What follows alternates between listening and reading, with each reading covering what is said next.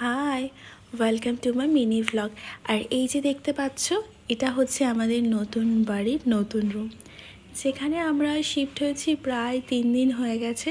And 3 দিন ধরে কোনো ভিডিও, তারপরে নিজেকে টাইম দিতে পারিনি, কারণ শিফটিংয়ের কাজে এত বেশি দুজনে ব্যস্ত হয়ে পড়েছিলাম, তো সময়ই পাচ্ছিলাম না।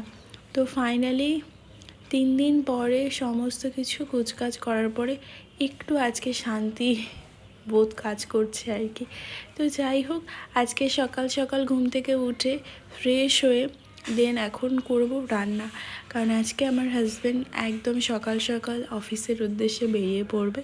তাই ভাবলাম আজকে সকাল সকাল রান্নাটা সেরে ফেলি। আর জানো তো, সকালবেলা যদি রান্না করা হয় না, তাহলে যেন সারাদিনের একটা ভীষণ বড় কাজ যেন মাথা থেকে কোথায় যেন গায়েব হয়ে যায়। তো এই কারণে আরও বেশি সকাল সকাল রান্না করতে আমার বেশি ভালো লাগে। আর যে পরিমাণে গরম পড়েছে, সেই গরমের মধ্যে দুপুরবেলা রান্না করতে ঠিক আর ভালো লাগে না। তাই ভাবলাম আজকে সকাল সকালে সব কাজ কমপ্লিট করে দেন একটু রিল্যাক্সে বসা যাবে। দুপুরবেলা দেখি কী আর করা যায়। তো যাই, এখন রান্নাঘরে আমি এসেছি রান্না করতে। আর আজকে আমি কী রান্না করছি চলো তোমাদের সাথে শেয়ার করি। তো সকাল সকাল আমার হাজব্যান্ড গিয়েছিল বাজারে, সেখান থেকে মাছ এনেছিল কাতলা। আর কাতলা ধুয়ে টুয়ে ভালো করে ভাজতে বসিয়েছি। আর পাশে ঠিক আমারই হাজব্যান্ডের পছন্দ ভেন্ডি ভাজা করছি।